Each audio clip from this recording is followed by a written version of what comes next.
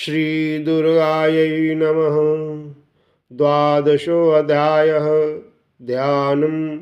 ॐ विद्युद्दामशमप्रभां मगुपतिस्कन्धे भीषणां कन्याभिः करवालखेटविलसद्वस्ताभिरासेविताम्। हस्तश्चक्रगदाशिखेटविशिखाशापमूलं तर्जनीं बिभ्राणामनलात्मिकां शशिधरां दुर्गां त्रिनेत्रां भजे। इस अध्याय में देवी चरित्रों के पाठ का महात्म्य है। देवी बोली, देवताओं, जो एकाग्रचित्त होकर प्रतिदिन इन स्तुतियों से मेरा स्तवन करेगा, उसकी सारी बाधा मैं निश्चय ही दूर कर दूंगी। जो मधुकैटभ का नाश, महिषासुर का वध तथा शुंभ निशुंभ के संहार के प्रसंग का पाठ करेंगे तथा अष्टमी, चतुर्दशी और नवमी को भी जो एकाग्रचित्त हो भक्तिपूर्वक मेरे उत्तम महात्म्य का श्रवण करेंगे, उन्हें कोई पाप नहीं छू सकेगा। उन पर पाप जनित आपत्तियां भी नहीं आएंगी। उनके घर में कभी दरिद्रता नहीं होगी तथा उनको कभी प्रेमी जनों के विछोह का कष्ट भी नहीं भोगना पड़ेगा। इतना ही नहीं, उन्हें शत्रुओं से, लुटेरों से, राजा से, शस्त्र से, अग्नि से तथा जल की राशि से भी कभी भय नहीं होगा। इसलिए सबको एकाग्रचित्त होकर भक्तिपूर्वक मेरे इस महात्म्य को सदा पढ़ना और सुनना चाहिए। यह परम कल्याणकारक है। मेरा महात्म्य महामारी जनित समस्त उपद्रवों तथा आध्यात्मिक आदि तीनों प्रकार के उत्पातों को शांत करने वाला है। मेरे जिस मंदिर में प्रतिदिन विधि पूर्वक मेरे इस महात्म्य का पाठ किया जाता है, उस स्थान को मैं कभी नहीं छोड़ती। वहाँ सदा ही मेरा सन्निधान बना रहता है। बलिदान, पूजा, होम तथा महोत्सव के अवसरों पर मेरे इस चरित्र का पूरा पूरा पाठ और श्रवण करना चाहिए। ऐसा करने पर मनुष्य विधि को जानकर या बिना जाने भी मेरे लिए जो बलि, पूजा या होम आदि करेगा, उसमें बड़ी प्रसन्नता के साथ ग्रहण करूँगी। शरत काल में जो वार्षिक महापूजा की जाती है, उस अवसर पर जो मेरे इस महात्म्य को भक्तिपूर्वक सुनेगा, वह मनुष्य मेरे प्रसाद से सब बाधाओं से मुक्त तथा धन धान्य एवं पुत्र से संपन्न होगा। इसमें तनिक भी संदेह नहीं है। मेरे इस महात्म्य, मेरे प्रादुर्भाव की सुंदर कथाएं तथा युद्ध में किए हुए मेरे पराक्रम सुनने से मनुष्य निर्भय हो जाता है। मेरे महात्म्य का श्रवण करने वाले पुरुषों के शत्रु नष्ट हो जाते हैं, उन्हें कल्याण की प्राप्ति होती है, उनका कुल आनंदित रहता है। सर्वत्र शांति कर्म में बुरे स्वप्न दिखाई देने पर तथा ग्रहजनित भयंकर पीड़ा उपस्थित होने पर मेरा महात्म्य श्रवण करना चाहिए। इससे सब विघ्न तथा भयंकर ग्रह पीड़ाएं शांत हो जाती हैं और मनुष्यों द्वारा देखा हुआ दुस्वप्न शुभ स्वप्न में परिवर्तित हो जाता है।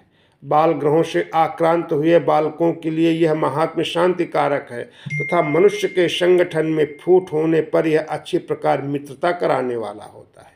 यह महात्म्य समस्त दुराचारियों के बल का नाश करने वाला है। इसके पाठ मात्र से राक्षसों, भूतों और पिशाचों का अंत हो जाता है। मेरा यह सब महात्म्य मेरे समीप की प्राप्ति कराने वाला है। पशु, पुष्प, अर्घ्य, धूप, दीप आदि उत्तम सामग्रियों द्वारा पूजन करने से, ब्राह्मणों को भोजन कराने से, होम करने से, प्रतिदिन अभिषेक करने से, नाना प्रकार के अन्य भोगों का अर्पण करने से तथा दान देने आदि से 1 वर्ष तक जो मेरी आराधना की जाती है और उससे मुझे जितनी प्रसन्नता होती है, उतनी प्रसन्नता मेरे इस उत्तम चरित्र का एक बार श्रवण करने मात्र से हो जाती है। यह महात्म्य श्रवण करने पर पापों को हर लेता है और आरोग्य प्रदान करता है। मेरे प्रादुर्भाव का कीर्तन समस्त भूतों से रक्षा करता है तथा मेरा युद्ध विषयक चरित्र दुष्ट दैत्यों का संहार करने वाला होता है। उसके श्रवण करने पर मनुष्यों को शत्रु का भय नहीं रहता। देवताओं, तुमने और ब्रह्म ऋषियों ने मेरी जो स्तुतियाँ की हैं तथा ब्रह्मा जी ने जो स्तुति की है, वे सभी कल्याणमयी बुद्धि प्रदान करती हैं। वन में, सोने मार्ग में अथवा दावानल से घिर जाने पर, निर्जन स्थान में, लुटेरों के दाव में पड़ जाने पर या शत्रुओं से जकड़ जाने पर अथवा जंगल में सिंह, व्याघ्र या जंगली हाथियों के पीछा करने पर कुपित राजा के आदेश से वध या बंधन के स्थान में ले जाए जाने पर अथवा महासागर में नाव पर बैठने के बाद भारी तूफान से नाव के डगमग होने पर और अत्यंत भयंकर युद्ध में शास्त्रों का प्रहार होने पर अथवा वेदना से पीड़ित होने पर किंबहुना सभी भयानक बाधाओं के उपस्थित होने पर जो मेरे इस चरित्र का स्मरण करता है वह मनुष्य संकट से मुक्त हो जाता है। मेरे प्रभाव से सिंह और हिंसक जंतु नष्ट हो जाते हैं तथा लुटेरे तथा शत्रु भी मेरे चरित्र का स्मरण करने वाले पुरुष से दूर भागते हैं।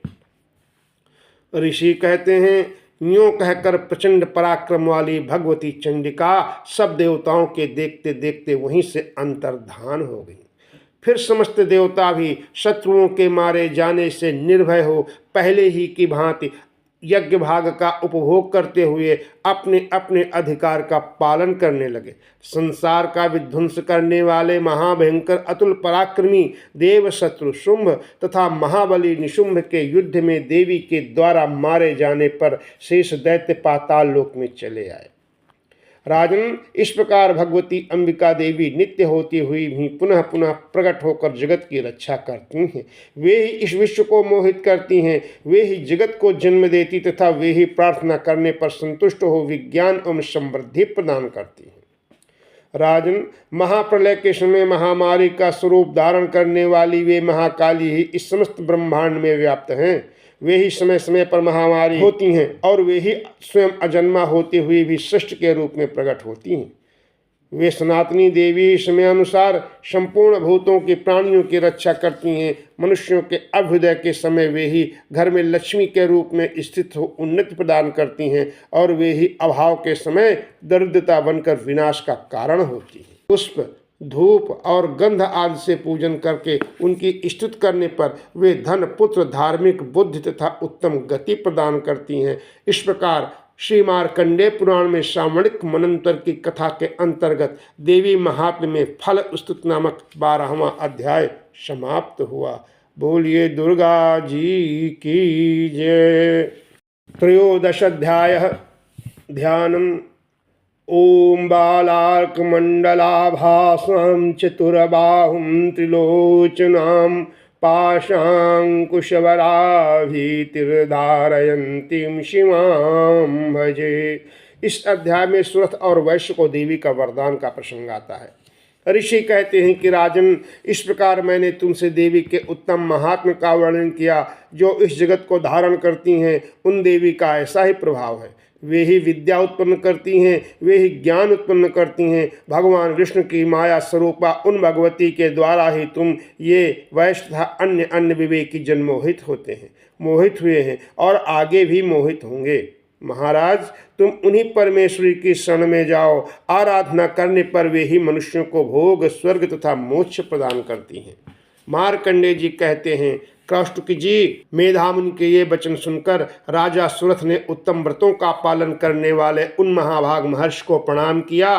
वे अत्यंत ममता और राज्यापहरण से बहुत खिन्न थे। महामुनि इसलिए विरक्त होकर वे राजा तथा वैश्य तत्काल तपस्या को चले गए और वे जगदम्बा के दर्शन के लिए नदी के तट पर रहकर तपस्या करने लगे। वे वैश्य उत्तम देवी सूक्त का जप करते हुए तपस्या में प्रवृत्त हुए। वे दोनों नदी के तट पर देवी की मिट्टी की मूर्ति बनाकर पुष्प, धूप और हवन आदि के द्वारा उनकी आराधना करने लगे। उन्होंने पहले तो आहार को धीरे धीरे कम किया, फिर बिल्कुल निराहार रहकर देवी में ही मन लगाए एकाग्रता पूर्वक उनका चिंतन आरंभ किया। वे दोनों अपने शरीर के रक्त से प्रोक्षित बल देते हुए लगातार 3 वर्ष तक संयम पूर्वक आराधना करते रहे। इस पर प्रसन्न होकर जगत को धारण करने वाली चंडिका देवी ने प्रत्यक्ष दर्शन देकर कहा। देवी बोली, राजन तथा अपने कुल को आनंदित करने वाले वैश्य, तुम लोग जिस वस्तु की अभिलाषा रखते हो वह मुझसे मांगो, मैं संतुष्ट हूँ, अतः तुम्हें वह सब दूंगी। मार्कंडेय जी कहते हैं, तब राजा ने दूसरे जन्म में नष्ट न होने वाला राज्य मांगा तथा इस जन्म में भी शत्रुओं की सेना को बलपूर्वक नष्ट करके पुनः अपना राज्य प्राप्त कर लेने का वरदान मांगा। वैश्य का चित्त संसार की ओर से खिन्न एवं विरक्त हो चुका था और वे बड़े बुद्धिमान थे, अतः उस समय उन्होंने तो ममता और अहमता रूप आसक्ति का नाश करने वाला ज्ञान मांगा। देवी बोली, राजन, तुम थोड़े ही दिनों में शत्रुओं को मारकर अपना राज्य प्राप्त करोगे। अब वहाँ तुम्हारा राज्य स्थिर होगा।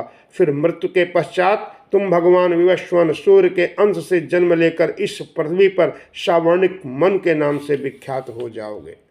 वैश्वर्य, तुमने भी जिस वर को मुझसे प्राप्त करने की इच्छा की है उसे देती हूँ। तुम्हें मोक्ष के लिए ज्ञान प्राप्त होगा। मार्कंडेय जी कहते हैं, इस प्रकार उन दोनों को मनोवांछित वरदान देकर तथा उनके द्वारा भक्ति पूर्वक अपनी स्तुति सुनकर देवी अंबिका तत्काल अंतर्धान हो गईं। इस तरह देवी से वरदान पाकर क्षत्रियों में श्रेष्ठ सुरथ सूर से जन्म ले सावर्ण नामक मन होंगे। इस प्रकार श्री मार्कंडेय पुराण में सावर्णिक मनंतर की कथा के अंतर्गत देवी महात्म्य में सुरथ और वैश्य को वरदान नामक 13वां अध्याय पूरा हुआ। बोलिए दुर्गा जी की जय।